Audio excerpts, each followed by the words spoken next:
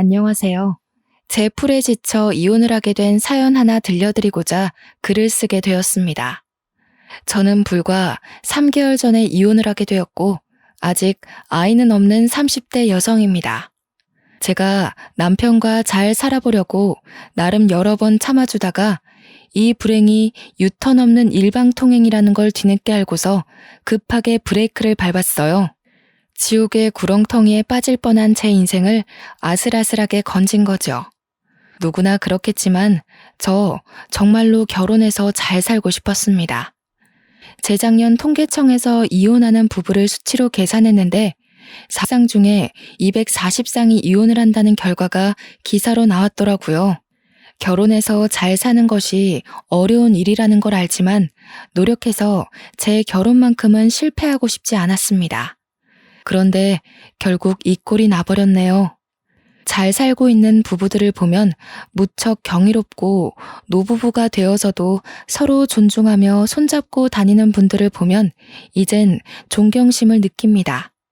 사연을 쓰기 위해서 다른 사연자들의 글을 읽어봤는데 이혼 부부가 굉장히 많더라고요. 다른 곳보다 유독 이 커뮤니티에 이혼 사연이 많은 것 같아서 저도 대한민국 이혼녀로서 제 경험 좀 시원하게 얘기해보고자 합니다. 저는 건강관리식품 제조회사에서 일을 하고 있는 사람입니다. 평소 주변에서도 똑부러지고 알뜰하다는 말을 많이 듣는 편이었던 저는 동료 직원들 중에서 가장 신임을 높게 사는 직원 중 한 명이었을 정도로 각별한 애정을 받았는데요. 특히나 비즈니스에 필요한 금전적 부분을 자꾸 저한테 맡겼다는 겁니다. 물론 저는 회계 쪽 분야가 아닙니다. 저도 회계는 어려워요. 돈을 잘 만지는 편이긴 하지만 그건 그냥 꼼꼼한 성격 덕입니다. 그런데 회사 다닌 지 한 2년 되니까 동료끼리 서로 어떤 사람인지 어느 정도 알게 되잖아요. 그때부터 제가 급여를 더 받고 회계 업무 보조까지 맡게 되었지 뭡니까. 딱히 번거로운 일은 아니었기에 저도 흔쾌히 한다고 했지만 제가 이렇게 칭송받을 만큼은 아닌데 싶어 민망하더라고요. 저는 제 스스로가 야무지다고 생각한 적이 한 번도 없습니다. 다른 건 잘 모르겠고 유독 돈 관리에서만 조금 더 철저했을 뿐이에요. 제가 20살 되자마자 적금 통장을 만들었다고 하면 다들 놀라더라고요. 그 적금도 금리나 혜택 다 비교해서 통장 2개로 나눠 만들었다고 하니 신기해하기도 했고요. 당시에는 다들 이렇게 돈 관리를 하는 줄 알았습니다. 그래서 오히려 놀라는 사람들을 보고 제가 더 놀랐었네요. 저는 부모님 도움이 아닌 온전히 저의 자의로 적금을 알아보고 비교하며 만들었고 알바까지 하면서 목표 돈을 모았기에 이미 만기 적금은 벌써 2개 있습니다. 3개째 통장 또한 곧 만기를 앞두고 있어요. 저는 그리 어렵게 돈을 모았다고 생각하지 않아요. 제가 어디 돈을 낭비하고 사치 부리는 사람도 아니었고 아르바이트로 버는 족족 적금으로 때려 넣었다 보니까 어느새 억대 자산이 생겨 있었던 거예요. 당연히 주식 같은 모험은 절대 안 하고 안전하게 저축만 하는 타입이라 티끌 모아 태산을 만든 장본인이라고 말씀을 드릴 수 있겠네요.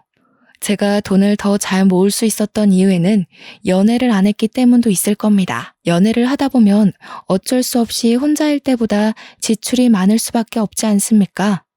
당시 저는 돈 모으는 재미에 푹 빠져 있었기 때문에 남자를 사귀는 것 자체가 목표에 방해가 된다고 생각했던 사람이에요. 결혼 전까지는 계속 과하게 적금을 넣으며 생활했지만 30대가 되고 나서부턴 20대 때와는 좀 다르게 효율적으로 관리하면서 돈을 사용하기도 했습니다. 비교적 젊은 나이에 수억을 가지는 것이 보통 일 아니라는 건 직장인 되고 나서부터였는데요. 주위에서 다양한 조언과 사정을 듣다 보니까 제가 같은 또래의 남들보다는 부유하다는 걸 알았습니다. 이걸 마냥 가지고 있으려고 모은 건 아니라서 그때부터 집을 하나 사볼까, 부모님께 차 선물을 하나 해드릴까 고민을 하기 시작했습니다. 어떤 결정을 내리더라도 돈이 부족한 것이 아니었기 때문에 걱정이라든지 아깝다든지 하는 생각은 없었어요. 남들은 한참이나 멀게 바라보는 그 목표를 저는 언제든지 바로 읽어낼 수 있는 여건이 있던지라 그 짜릿한 느낌이 또 다르게 흥미롭더라고요. 그때까지만 해도 남자에 대한 관심은 계속 없었습니다. 돈을 왕창 모으고 그걸로 나만의 자산을 만들어내는 과정을 통해 색다른 즐거움을 알아버렸기 때문이었죠. 그런데 제게 직장 동료가 괜찮은 지인이 있다고 해서 소개를 해준다고 하는 거 아니겠어요? 저는 혼자서도 충분히 재미있는 인생을 살고 있었기 때문에 굳이 연애를 통해 제 인생에 낯선 사람을 끼워놓고 싶지 않았습니다. 정중하게 거절을 했더니 동료 직원이 저더러 그런 말을 하더군요. 지금이야 젊으니까 부모님이 내 자식 하면서 끼고 돌지. 나중에 부모님 나이 드시고 선옥 씨 시집갈 나이 되면 결혼 안 하고 있는 게 불효가 돼. 부모님도 슬슬 선옥 씨 앞날 때문에 걱정하고 계실걸? 형제도 없다면서. 자식이 혼자 남겨지게 생겼는데 어느 부모님이 마음 편하겠어. 부모님의 생각을 들어본 건 아니지만 동료 직원의 말이 꽤 일리가 있더라고요. 그때부터 생각이 많아졌던 걸로 압니다. 부모님께서 내색은 안 했지만 동료 말대로 정말 제 앞날을 걱정하고 있다면 그거야말로 사춘기 소녀 때와 같은 맥락으로 속썩이는 것이 아닐까 싶었어요. 그래서 며칠을 고심한 끝에 저는 소개를 받아봤습니다. 어쩌면 첫 남자였지만 결혼으로 이어져도 나쁘지 않았던 게 만약 결혼을 한다면 오히려 제가 남자 쪽보다 더한 자금을 가지고 갈 수 있겠다 싶어서였죠. 꿀리고 시작하는 결혼은 싫었거든요. 당시 저는 결혼 배우자로 어떤 남성 타입이 좋은지 전혀 보는 눈이 없었습니다. 그저 착하고 마음이 넓은 남자가 좋겠다고 생각했던 것 같아요. 그런데 우습게도 제 눈에 남편이 딱 그렇더라고요. 소개받고 연인으로 발전하면서도 제게 늘 잘하고 착하고 우리 부모님께도 예의 바른 사람이었거든요. 그래서 확신을 갖고 좀 더 길게 만나봤는데 남편이 그때만 해도 참 괜찮은 사람이었습니다. 남편과 연애를 하면서 솔로일 때보다는 돈을 좀 쓰게 되었는데 딱히 상관없었어요. 이성과 함께하는 재미도 돈 모으는 것만큼이나 즐거운 일이었더라고요. 늦게나마 알아버려서 오히려 적당히 소비하는 게 좋았습니다. 그렇게 4년을 지내다 보니 저희는 자연스레 서로를 결혼 대상으로 바라보게 되었습니다. 남편도 다른 동료들처럼 제가 얼마나 돈 관리를 잘하고 있는지 아주 잘 알고 있었어요.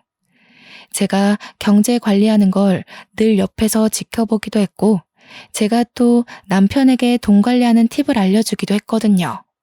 돈 얘기 나올 때마다 남편이 늘상 제게 했던 말이 있었는데요. 나는 세상에서 숫자로 머리 쓰는 게 제일 싫어.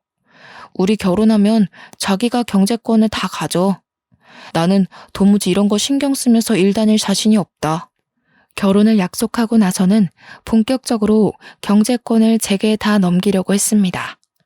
솔직히 내 주머니로 들어오는 돈을 남에게 맡기기가 쉽지 않잖아요. 아무리 남편과 제가 가족이 될 사이이고 부모로서 평생을 손잡고 걸어갈 약속을 했다고 하지만 요즘 부부끼리 절도 범죄까지 있단 말이죠. 그래서 그냥 장난삼아 하는 소리인 줄로만 알았습니다. 그런데 결혼을 하고 나서도 남편이 신혼집에서 한 번 더 경제권 얘기를 꺼내는 거 아니겠습니까? 심지어 이미 회사 급여까지 제 계좌로 돌렸다고 하더라고요. 난 용돈 받고 사는 삶이 편해. 한 달에 50만 원 정도면 충분할 것 같아.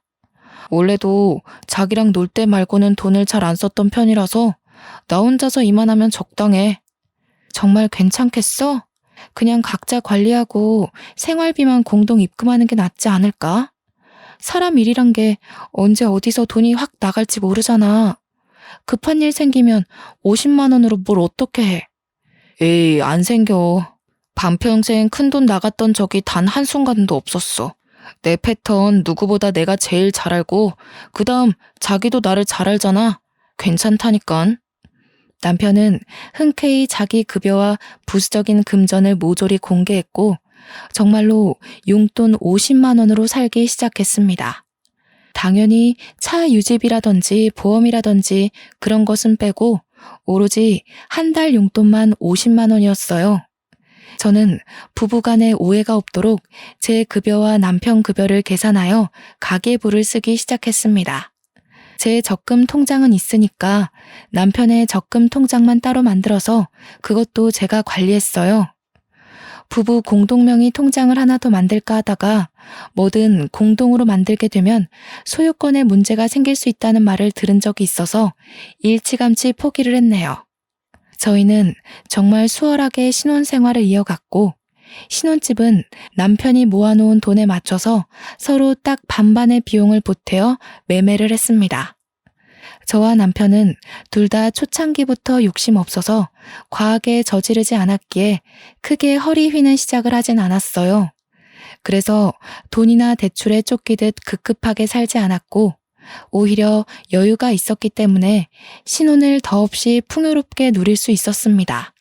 이렇게 저희 둘은 문제없이 잘 지내고 있었거든요.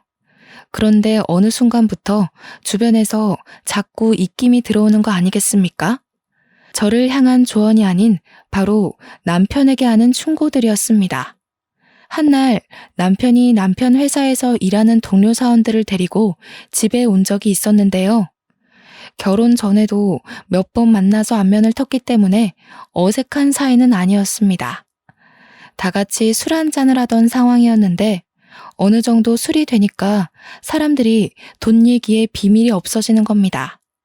술 마시기 전에는 분명 요즘은 부부 사이에서 여자가 경제권을 많이 관리하고 남자는 용돈 받는 식으로 대부분 그렇게 살더라면서 저희 부부의 경제관념에 찬사를 보냈거든요. 그런데 술이 들어가니까 사람들이 돌변하기 시작하는 거 아니겠어요? 에이, 재수씨. 아무리 그래도 그렇지 남자가 기가 죽는단 말이에요. 50만 원이 뭐예요? 남자라면 적어도 100만 원은 주머니에 꽂혀 있어야 밖에서 어깨 펴고 가장 노릇하는 겁니다. 이 녀석도 재수씨한테 혼날까봐 말 못한 거지 절대 50만 원으로 만족할 녀석이 아니에요. 술 취해서 깔깔 웃는 동료 직원의 말에 저는 고민을 했습니다. 기분이 나빴던 게 아니에요. 제가 남자에 대해 잘 모르니까 정말 남자의 경우 용돈이 적으면 기가 죽을 수도 있겠구나 싶더라고요. 남편이 정말 저한테 밉보일까봐 용돈 50으로 한 달 살이 충분하다고 거짓말을 한 거라면 제가 더 미안해지는 상황이었습니다. 그동안 말도 못하고 밖에서 적은 돈으로 쩔쩔맸을 거 아닙니까? 괜히 남편 눈치가 보여서 쳐다봤는데 정작 남편은 동료 직원들에게 고개를 내저으며 반대 의견을 피력했습니다. 니들이 뭘 한다고 난리야. 나 돈 그렇게 많이 안 써. 우리 와이프가 해주는 대로 맡기고 용돈 받는 게 훨씬 편하다고. 녀석 아직 신혼이라고 재수씨 편 들어주는 거 봐라. 그 마음 1년밖에 못 간다의 한 표. 부부 생활 익숙해지면 제일 먼저 걸리는 게 바로 돈이거든요. 내가 돈 관리했으면 신혼 1년도 못 보내고 파산났어. 와이프가 똑부러지게 맡아주니까 생활 요건이 너무 여유롭잖아. 니들이야말로 이러니까 매일 와이프한테 한 소리 듣는 거야. 돈 좀 작작 써라. 너 그러다가 재수씨한테 뒤통수 맞으면 어쩌려고. 혹시 알아? 재수씨가 초반에 신뢰를 엄청 줘놓고서 몰래 1, 2만 원씩 빼가고 있을지. 동료 직원들은 마치 제가 남편의 돈을 몰수해서 몰래 빼돌리고 있는 사람처럼 나쁘게 표현했습니다. 그것도 농담이라고 계속 깔깔대는데 듣다 보니 은근히 기분이 상하더라고요. 그럼에도 남편 체면 생각해서 감정 상한 거 끝까지 감추고 그들과 잘 어울려 놀았습니다. 그리고 그들이 귀가하자마자 저는 궁금했던 질문들을 서둘러 물어봤어요. 여보, 용돈 작아? 많이 부족한 거면 더 줄게. 우리가 어려운 형편도 아닌데 모자라서 불편하면 안 되지. 100만 원으로 맞춰주면 될까? 아니, 전혀 안 부족한데? 아, 아까 그 동료들 때문에 그러는구나. 신경 쓰지 마. 쟤네들도 와이프가 경제권을 갖고 있는데 얼마 전에 와이프들이 돈 빼돌리는 걸 적발했다더라고. 그것 때문에 나더러 조심하라고 하는 소리야. 근데 나는 조심할 게 뭐 있어. 당신이 월말마다 알아서 보여주는데. 난 당신 믿어. 남편은 경제권을 저한테 맡긴 것에 대해서 다행히 자존심을 상해하지 않았습니다. 혹시라도 남편이 불편해한다면 경제권을 다시 각자 관리하는 걸로 바꿀 생각이었는데 남편이 한사코 거절을 하는 바람에 그러진 못했어요. 저 또한 한편으론 안심이 되었습니다. 혹시라도 남편이 사실은 동료들 말처럼 힘들었다고 한다면 왠지 좀 속상할 것 같았거든요. 저한테 말도 안 하고 남들에게 제 흉을 봤다는 것일 테니까요. 언제나 그렇듯 저도 괜찮고 남편도 괜찮다는데 왜 이렇게 돈 얘기만 나오면 다들 제 남편을 못 잡아먹어서 안달인 걸까요? 남편 동료들로 모자라 저는 시모한테도 경제권 때문에 잔소리를 들어야 했습니다. 그래서 세학이 너가 돈을 관리한다고? 아무리 관리를 잘한다고 하더라도 그게 어디 완전하게 투명할 수가 있나? 요즘 세상이 많이 달라졌다지만 누가 돈을 여자가 관리한대? 그래도 큰 돈 만지는 건 아직까진 남자가 해야지. 너희들 좀 이상하게 살림을 한다. 시댁에서는 돈 관리를 시부가 하고 있었습니다. 그건 수익을 벌어오는 사람이 시부밖에 없으니까 그렇구나 하고 이해할 수 있는 거죠. 그런데 시모가 자꾸 저더러 다음 달부터 남편한테 경제권을 넘기라는 거 아니겠습니까? 그것도 돈 관리 철저한 시부 앞에선 제게 잔소리 못하면서 시부가 자리만 비우면 저를 불러 몰래 면박을 주었어요. 어머님, 저희 정말 투명하게 공개해요. 제가 정리한 가계부 남편이 늘 챙겨보고 있고요. 걱정 마세요. 반개월을 살았는데 아직 살림엔 지장이 없는걸요. 가계부야. 일부러 틀리게 쓸 수도 있는 거니까 모르는 일이지. 딴일하는 남자가 50만 원으로 뭘 하겠니? 그렇잖아도 용돈은 올리려고요. 남편은 50이 괜찮다고 하는데 아무래도 주위 시선이 안 좋네요. 용돈 다 못 쓴다고 하더라도 그냥 가지고 있는 게 좋겠어. 사람들 말대로 무슨 일이 있을지 모르는 거니까. 아이고 답답하게도 한다. 그렇게 쥐꼬리만큼 찔끔찔끔 올렸다 내렸다 하지 말고 그냥 내 아들한테 넘기라니까. 우리 아들도 워낙 세심하고 꼼꼼해서 그런 거 잘해. 그날따라 시모가 너무 강력하게 주장하는 바람에 제가 이대로 계속 받아쳤다간 말씨름만 하게 될 것 같더라고요. 할 수 없이 한 발 물러난 저는 남편한테 시모 말대로 한번 도맡아 해보라고 했습니다. 그랬더니 시모의 표정이 순식간에 밝아지더군요. 남편한테 경제권이 넘어가는 걸로 이미 확정을 짓고서 이런저런 조언까지 하기 시작했습니다. 자기 아들이라고 어떻게든 치켜 세워주려고 하는 건 알겠는데 시모의 그런 속보이는 모습이 좀 보기 거북하더라고요. 그러나 그렇게 신이 났던 시모의 기분이 단 1분도 지나지 않아 다시 심오해졌는데요. 남편이 또 한 번 경제권 받는 걸 거절해버렸기 때문이었습니다. 싫어, 귀찮아.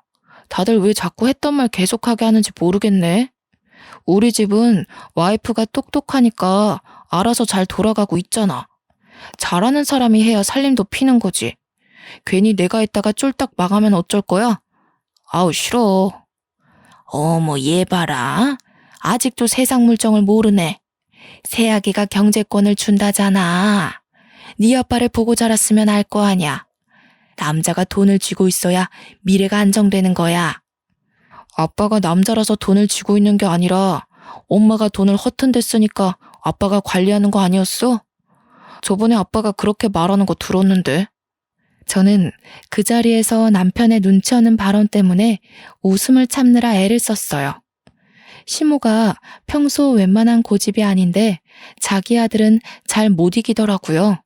아마 남편이 눈치 없이 직설적인 멘트를 잘 날리는 사람이라서 그렇지 않나 싶습니다. 하도 주위에서 뭐라 그러니까 저도 정말 남편한테 경제권을 맡겨볼까 했었거든요. 그런데 당사자가 저리 싫다고 발악하니 어떡합니까? 제가 어디 한두 번 물어봤겠어요? 이미 수십 번을 물었지만 남편 대답은 늘 거절로 한결같았는걸요. 그렇다고 포기할 시무가 아니더라고요. 경제권이 넘어갈랑 말랑하고 있으니까 시무도 애가 탔나 봅니다. 결국 시무한테 등짝을 맞은 뒤에야 남편은 경제권을 넘겨받는 것에 수긍했어요. 저야 뭐 괜찮았습니다. 어차피 저희는 부부이고 저희 집에 들어오는 돈이 어떻게 돌아가는지 이미 파악했잖아요. 남편한테 넘겨주더라도 어느 정도 제가 모르는 부분은 없겠다 싶었거든요. 저는 주말에 하루 날 잡아서 남편한테 경제권을 인수인계를 해주었습니다. 나름 쉽고 간단하게 이것저것 설명을 해줬는데 남편이 금세 골머리 아파하더라고요. 마치 이제 셈을 배우기 시작한 초등학생이 수업 시간에 엎드려버리는 모양새와 같았습니다. 나 도저히 안 되겠어. 당신 내가 얼마나 숫자 싫어하는지 알지? 누누이 말해줬었잖아. 그거 진짜 괜히 하는 소리 아니야. 나 학창시절에도 수학을 제일 못했어. 제가 봐도 남편이 너무 버거워하는 것 같았어요. 그럼에도 불구하고 저는 남편이 미치려고 하는 걸 잘 어르고 달래서 웬만하면 넘겨주려고 했습니다. 어머님이 당신 이런 거 소질 있다고 그랬잖아. 수학이랑 동계산은 좀 다른 개념이야. 성급하게 생각하지 말고 차차 이해해보자. 내가 다시 설명해줄게. 아, 진짜 못해. 엄마가 괜히 당신이 내 돈까지 들고 있으니까 심술 부리는 거야. 우리 엄마 돈 욕심 많은 것 때문에 아빠가 관리하는 이유도 있단 말이야. 아마 내가 경제권 들게 되면 엄마가 간섭할걸? 난 엄마 게임에 안 넘어갈 자신이 없어. 절대 못해. 시무가 남편을 두고 세심하고 꼼꼼하다고 표현을 했지만 사실 저는 남편이랑 연애하면서 딱히 남편이 돈을 효율적으로 관리한다는 느낌을 못 받았습니다. 제가 연애 때 돈 관리 팁을 많이 가르쳐줬다고 했잖아요. 가볍게 알려줬던 그 소소한 팁들도 남편은 별로 습득하질 못했어요.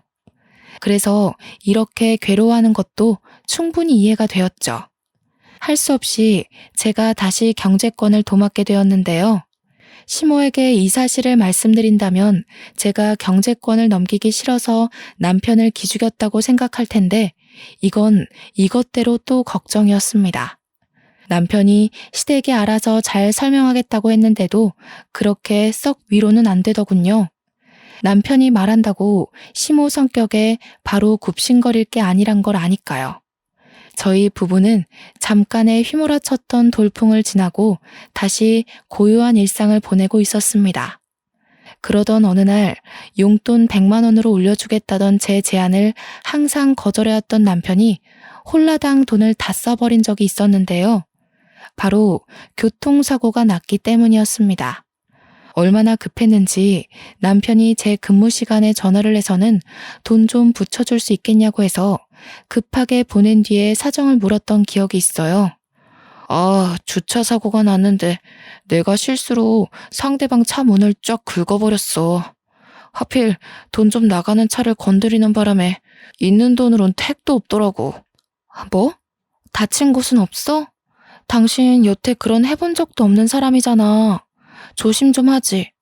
혹시 다친 데 있는 거면 돈 더 보내줄까? 병원비는 있어? 다친 곳은 없어. 근무 시간일 텐데 연락해서 미안해. 워낙 급한 일이라 너무 당황해서 당신 근무 시간인지도 생각 못하고 전화를 해버렸네. 남편은 운전 경력 15년인데도 여태 문콕 사고도 없었을 만큼 안전운전 실력을 지닌 사람입니다. 달리던 차도 아니고 주차를 하다가 사고가 난 거라서 어쩌면 천만다행이지만 한편으론 의아하기도 했어요. 도대체 어디다가 정신을 빼놓고 있었길래 가만히 있는 차에 가서 사고를 낸 건지 모르겠더군요. 수리비 견적은 총 78만 원이 나왔고 용돈으론 턱없이 모자랐던 남편이 제게 받아간 돈으로 잘 해결했다고 문자를 줬습니다. 이번 일을 겪으니까 확실히 느꼈어요. 남편에게 용돈 50만 원은 적은 게 맞는 것 같았죠. 만약 제가 연락을 받지 못했더라면 여기저기 전화를 돌리면서 구차하게 남의 주머니에 손 벌렸을 거 아닙니까? 위험한 상황일 때 대비하기엔 그 용돈은 너무 아슬아슬했습니다. 그래서 저는 남편에게 말없이 다음 달부터 용돈을 100만 원으로 올려줬어요. 용돈 입금한 당일 남편이 리액션은 안 해주더라도 용돈 올렸냐고 물어나 볼 줄 알았는데 정작 이틀이 지나도 남편한테서 별다른 말이 없더라고요. 여보, 내가 용돈 올린 거 확인했어? 당신 사고 이후로 내가 생각 많이 해봤는데 아무래도 올리는 게 좋아서 100만 원 넣었거든. 몰랐어? 그랬어? 내가 입금 내역은 따로 확인 안 해서 몰랐네. 고마워. 신경 안 써줘도 된다고 했는데 내가 말이랑 행동이랑 너무 달랐지? 민망하네. 어쨌든 잘 쓸게. 입금 내역은 남편이 굳이 확인하려 들지 않아도 알림으로 뜨는 걸로 알고 있습니다. 남편이 설정해달라고 해서 제가 해줬던 기억이 나요. 그런데 입금 사실을 전혀 몰랐다뇨. 남편의 말에 여럿 의문이 들었지만 일이 바빠서 정신이 없었겠거니 그렇게만 생각하고만 넘겼습니다. 그리고 그때부터 남편은 옛날과 좀 다르게 소비 습관이 점차 변해갔어요. 100만 원은 너무 많다면서 길고 날던 남편이 100만 원도 모자라서 종종 돈 좀 보내줄 수 있냐고 연락하는 횟수가 많아졌다는 겁니다. 매번 돈을 더 붙여달라는 이유도 참 많고 다양했어요. 한날은 회식을 쏘게 되었다. 또 어떤 날엔 회사에서 단체 기부를 하게 되었다. 그리고 다음 날엔 친구가 어려워서 돈을 조금 보태줘야 했다 등등. 어쩔 땐 우리 한 달 살림에 차질이 생길 정도로 거액을 빌려간 적도 있었습니다. 제가 여러 번 물으면 늘 새로운 변명으로 답이 돌아왔어요. 생각해보면 차 사고 났을 때 제가 돈을 붙여준 이후로 남편이 점차 변한 것 같았습니다. 그 전까지만 해도 돈 쓰는 게 귀찮아서 외식도 굳이 안 하려던 사람이었는데 한 번 돈 입금되니까 혹시 돈 맛을 알아버렸나 싶더라고요. 얼마 후에 또 돈 좀 달라고 연락 왔길래 한날은 제가 없다고 얘기를 해봤거든요. 그랬더니 남편이 약간 언성을 올리는 거 아니겠습니까? 목소리에 짜증과 억눌린 화가 잔뜩 묻어 있었습니다. 내 돈까지 당신이 들고 있으면서 없긴 뭘 없어. 나 지금 급해. 얼른 120만 원만 보내봐. 얼마 전에 나 상해금 탄 거 있잖아. 그거랑 합쳐서 주면 되겠네. 여보, 당신 벌써 이번 달에 용돈만 2번을 받아갔어. 근데 뭘 또 달라는 거야? 지난번 용돈도 겨우 타이트하게 맞춰서 준 건데 이러면 당신 적금 못 넣는단 말이야. 적금? 적금이 있었지? 그런 걸 쓸데없이 왜 넣어? 난 됐으니까 내 거 해약할게. 적금은 나중에 여유 많을 때 차차 넣으면 될 것 같아. 아직 만기까지 반개월이 남았는데 아까운 이자 날리게 남편이 느닷없이 해약하겠다는 거 아니겠습니까? 남편의 철부지 같은 행동에 답답했던 저는 결국 안 된다고 목소리를 좀 높였습니다. 그러자 남편이 이젠 성질까지 버럭 내면서 돈에 미친 사람처럼 적금 통장을 달라고 강하게 얘기하더군요. 내가 네 돈에 손을 대냐? 내 돈으로 넣은 적금 내가 좀 쓰겠다는데 뭘 그렇게까지 빡빡하게 굴어. 오늘 집에 가면 통장 꺼내놔. 내일 내 것만 해약할 거니까. 비행 청소년도 아니고 돈 안 준다고 행패 부리는 남편의 모습에 솔직히 좀 당황했습니다. 그리고 뒤따라 붙은 감정은 그저 어처구니가 없다는 것뿐이었죠. 돈은 따로 벌고 있던 실정이었지만 여태 부부이기에 다 같은 돈이라고 생각하며 관리를 해왔습니다. 그런데 남편 생각은 다르다는 걸 그날 알았어요. 어쩌면 맞는 말이죠. 자기 돈이니까 자기가 알아서 쓰는 게 맞는 거예요. 짜증이 났던 저는 남편 말대로 그 돈이 제 돈도 아니니까 그냥 내버려 뒀습니다. 그러니 다음날 정오쯤에 정말로 해약을 해버렸더라고요. 옛날만 해도 돈에 관심 없던 사람이 어쩌다 갑자기 바람이 들었을까요? 과거와 다르게 돈을 좀 쉽게 생각하는 것 같아서 한날은 남편이 잘 때 휴대폰을 몰래 뒤져봤습니다. 설마 바람이라도 나서 웬 여자한테 돈이라도 퍼주는 건가 싶어서요. 지금 보니 제가 참 별짓까지 다 했네요. 남편 폰에는 딱히 여자의 흔적이 없었습니다. 대신 처음 보는 형이란 남자와의 채팅이 다른 채팅에 비해 유독 많다는 걸 알고 그걸 확인해 봤어요. 그리고 그때 저는 남편이 왜 그렇게 용돈을 부족해 했는지 알게 되었습니다. 이유가 주식이었어요. 용돈만 받으면 주식에 통째로 투자를 해버렸던 겁니다. 제가 주식을 하진 않지만 주변에서 들은 게 많아 보는 눈은 있는데 채팅방에 형도 딱히 주식을 잘하는 게 아닌 것 같더라고요. 그런데도 불구하고 이 멍청한 남편이 그 형을 아주 맹신하면서 시키는 대로 돈을 퍼붓고 있었습니다. 이렇게 돈으로 쓸데없는 모험을 하는 사람들, 제가 제일 싫어하는 부류거든요. 이것만큼은 남편이 자기 돈 멋대로 쓴다고 해서 참아줄 수가 없겠더라고요. 다음날 아침 저는 출근하려는 남편을 세워 바로 따졌습니다. 당신 주식해? 그렇게 위험한 걸 왜 해? 제대로 알아보고 해도 손해볼 확률이 더 큰 게 주식이야. 도대체 그 형한테서 무슨 소리를 들었길래 안 하던 짓을 하는 거니? 정말 큰일 나고 싶어? 뭐야? 어떻게 알았어? 설마 내 휴대폰 뒤진 거야? 스토커도 아니고 왜 남의 물건에 몰래 손대? 아, 진짜. 어디까지 봤어? 처음부터 내용 다 본 거야?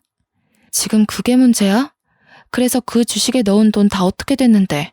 말아먹었지? 숫자라면 머리 아프다는 사람이 어쩌자고 그런데 손을 댔냐고. 전문 펀드 매니저도 매번 성공은 못해. 당신이 뭘 한다고 그거래? 나도 알아. 돈 잃고 싶어서 뛰어든 줄 알아? 당신이 몰라서 그렇지 주식은 장기전이야. 이 형님, 당신이 말하는 그런 전문가들이랑 같이 공부하고 있는 사람이라고. 딱 봐. 내가 잘 돼서 보란 듯이 2배로 갖다 줄 테니까. 남편과 아침부터 주식 얘기로 싸움을 하면서 진을 뺀 날이었습니다. 알고 보니 남편은 주식에 돈 퍼붓는 걸로 그 형님한테 용돈까지 조금씩 주고 있었더라고요. 무슨 수급이라나 뭐라나 말 같지도 않은 소리를 하면서 제대로 호구가 잡혀있는 남편을 보니 결혼하고 처음으로 속이 터졌습니다. 이 호구 같은 남편도 결국 제 남편이라고 그냥 내버려 둘 수가 없어서 저는 바로 용돈을 50만 원으로 낮춰버렸어요. 그랬더니 어떻게 됐는지 아십니까? 저 그 사람한테 이혼 요구 당했습니다. 뭐라고? 지금 이혼하자고 했어? 고작 그 주식 때문에 그것에 미쳐서 나더러 이혼을 하자고 해? 당신 정말 왜 이래? 왜 이렇게 안 하던 짓을 해서 사람 피를 말려? 경제권 가진 여자들이 그렇게 남편을 무시한다던데 당신도 변했나 보네. 내가 돈 갖다 바쳐주니까 당신이 날 마음대로 조종해도 된다고 봤어? 그래도 당신은 딴 여자랑 다를 줄 알았는데 결국 권력 잡으려고 했던 거 맞네. 뭐라고? 그런 식으로밖에 말 못해? 내가 정말 그랬을 거라고 생각하는 거야? 내가 고집해서 경제권 뺏어왔니? 당신이 하기 싫다고 나한테 맡긴 거잖아. 몰랐으니까. 알았으면 나도 너한테 돈 안 바쳤어. 주변에서 한 소리씩 할 때는 다 이유가 있는 건데 그동안 내가 콩깍지가 단단히 씌었던 거야. 당신이 이렇게 변할 줄은 몰랐어. 용돈을 줄였다고 저더러 변했다며 구두쇠 취급하는 남편 때문에 어이가 없었습니다. 다른 사람이 되어 있는 남편을 보면서 할 말을 잃어버렸죠. 주식이 뭐라고 그저 혈안이 되어 인정사정 없이 이혼까지 요구하니 변한 건 제가 아니라 남편인 듯 싶네요. 그래도 저는 이걸로 이혼까지 하는 건 아니라고 생각했습니다. 참 우둔한 생각이었죠. 부부관계를 지키기 위해 결국 제가 결정한 방법은 경제권을 돌려주는 거였습니다. 각자 돈 각자가 관리하는 걸로 하고 남편한테 네 돈 가져가라며 통장을 패대기 쳐버렸어요. 남편은 오히려 살판이 났더군요. 공동 생활비만 넣고 나머지 돈은 정말 자기 멋대로 펑펑 쓰는 것 같았습니다. 그때부터 저희 집안의 가세가 기울기 시작했어요. 뒤늦게 우편물을 받고 한 사실인데 남편이 신용카드까지 발급받아서 현금 대출을 했더라고요. 밀리기 시작한 연체금이 우편으로 주마다 날라왔습니다. 나중에는 카드사에서 직원까지 찾아와 제 남편을 찾았어요. 그런데도 남편은 돈 갚을 생각이 없어 보이더라고요. 물론 갚을 생각이 없는 게 아니라 갚을 돈이 없는 거겠지만요. 어쨌든 저는 갈수록 예민해지고 태만해지는 남편을 보면서 남편을 향한 마지막의 시니까지 밑바닥을 치고 말았습니다. 더 이상 제 인내가 버텨주지 못했다는 겁니다. 즉, 이혼을 결심하게 되었다는 거죠. 어차피 이혼할 거고 우편물 걷는 것도 지쳐서 그것마저 손을 안 대고 있었는데 한날 시모가 저희 집에 들리면서 우편물을 다 걷어왔더라고요. 얘, 이게 다 뭐니? 우리 아들 이름으로 우편이 많이 와 있더구나. 너는 오늘 일도 쉬었다면서 집 밖에 코빼기도 안 나와봤던 거야? 안 사람이라는 사람이 이런 기본적인 것도 관리를 안 해서는. 오셨어요? 그거 다 신용정보회사에서 돈 갚으라고 날라온 연락이에요. 2달 전부터 받고 있던 거라서 굳이 걷어올 필요 없었는데 어차피 돈 갚으라는 내용이라서요. 시모는 자기가 들고 있는 게 독촉장이라는 걸 알았어요.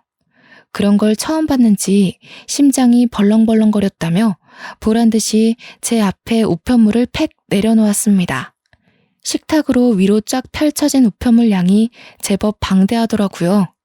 신용불량자라는 거니? 너는 돈 관리를 어떻게 하길래 이 모양이야? 설명 좀 해봐라.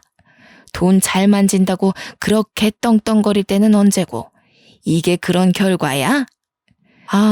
왜 그렇게 화가 났나 했더니 시모는 제가 돈 관리를 먹같이 해서 자기 아들이 이 모양이 된 줄 알지 뭡니까? 곧 죽어도 자기 아들은 얌전하고 고분한 사람인 줄 아나 봐요. 잘난 척 하더니 집안 꼴 잘 돌아간다. 이거 다 어쩔 거니? 나중에 압류 딱지 붙고 그런 거 아니야? 그럼 월급도 싹 다 몰수당하고 그러지 않아? 아직 그 정도는 아니고요. 아마 다음 달에도 못 갚으면 그렇게 되겠네요. 그래서 말인데 저 이혼할까 봐요. 남편이 저한테서 경제권 뺏어가더니 일을 이 지경으로 만들었지 뭐예요? 돈 안 줄 거면 이혼하자고 하길래 통장 다 던져줬어요. 뭐라고? 경제권은 네가 갖고 있잖아. 집이 이 꼴나니까 갑자기 내 아들 탓하는 거니? 너 인생 그런 식으로 살면 안 된다. 네가 돈을 맡았으면 적어도 남편 이름에 누가 되는 일은 없어야지. 어머님이 믿기 싫으신 거 알겠는데요. 남편이 주식에 빠지고 나서부터 저한테서 자기 돈 다 뺏어갔거든요. 적금까지 남편이 다 해약해버렸어요. 참, 어머님 여행 경비 아마 남편이 못 대줄 거예요. 남편이 알아서 어머님한테 연락한다 그랬는데 모르셨나 봐요? 제가 남편 적금 통장을 처음 개설했을 때 그걸로 남편이 시모한테다가 엄청 생색을 내놨거든요. 친구들과 해외여행 가면 자기 적금 모은 걸로 시모 여행 경비 대줄 거라고 진짜 떵떵거렸었어요. 그것에 덩달아 신났던 시모가 계모임 추진해서 연말에 해외여행 일정을 다 잡은 걸로 압니다. 그런데 남편이 적금 해약하고 다 탕진해버렸다고, 주식에 미쳐버렸다고, 누구 하나 알려주는 사람이 없었다 보니 취소를 못한 거죠. 이제 와서 취소를 하면 계약금에서 60%만 환불된다고 했습니다. 시모는 그 사실을 들으니 남편 돈 쓰는 꼴이 얼마나 엉망인지 좀 와닿나 보더라고요.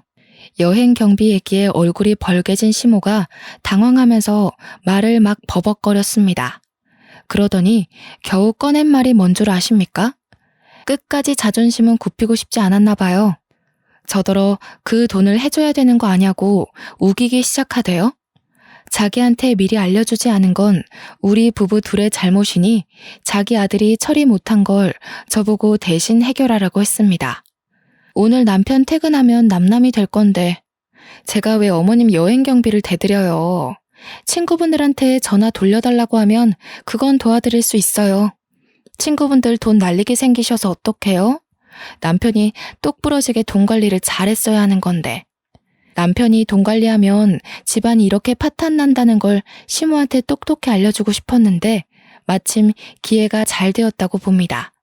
시모는 제 주장에 더 이상 반박을 하지 못했고 울그락불그락 열만 올리다가 남편한테 전화를 걸면서 집을 박차고 나갔습니다. 그날로 퇴근하고 온 남편 앞에서 저는 잠자코 이혼서에 도장을 찍었어요. 남편한테도 찍으라고 도장과 함께 건넸더니 갑자기 남편이 돌변하면서 제 앞에 무릎을 꿇는 겁니다. 뭐 하자는 거냐고 물었더니 남편이 뜬금없이 회유를 하기 시작하더군요. 미안해. 내가 판단이 어리석었어. 돈 욕심이 있었던 게 아니라 돈 많이 벌어서 노후 편하자고 그랬던 거야. 당신 말 진작에 들었어야 하는데. 여보, 나 이제 정말 손 뗐어. 다시는 주식 안 할 거야. 그러니까 한 번만 용서해주라. 사정을 듣자 하니 남편이 주식으로 가진 돈을 전부 탕진해버렸다고 하네요. 그제서야 주식 공부한다던 형의 말을 믿으면 안 되는 거였다고 깨우쳤다지 뭡니까. 그러면서 시모한테도 욕이랑 원망을 엄청 들어먹었고 심지어 시부는 남편을 한 대 패주려고 대기 중이라고 합니다. 신용불량자까지 된 남편은 말 그대로 인생이 간당간당한 상황이었어요. 저더러 자기 구제해줄 사람 저밖에 없다고 살려달라는데 제가 그걸 왜 살려줘야 하는지 모르겠더라고요. 남편이 구구절절 주눅들어서 하는 얘기에도 동정심이 전혀 안 생기더라니까요. 엄마가 너한테 용서받을 때까지 집에도 오지 말라고 했어. 여보, 나 여보 말고는 더 이상 가진 게 없어. 그러니까 딱 한 번만 봐주면 안 될까? 절대 2번 실수하는 일은 없게 할게. 내가 원래 어떤 사람인지 당신이 잘 알잖아. 시모가 자기 아들의 문제를 뼈저리게 느꼈나 봅니다. 하긴 자기 아들 때문에 자기가 제대로 피해를 받았으니 그제서야 아들의 미련함이 보였겠죠. 그런데 어쩌나? 저는 제 돈으로 남이 싼 똥을 처리해 줄 생각이 전혀 없거든요. 그러려고 20대 청춘 즐길 거를 아껴가면서 모은 돈이 아니라서요. 질질 끄는 게 싫어서 합의 안 하면 소송할 거라고 강력하게 말했더니 돈에 무척 쪼들린 남편은 끝까지 빌더라고요. 지친 제가 그만 자리에서 일어나면서 지친다. 그냥 소송할게. 안녕.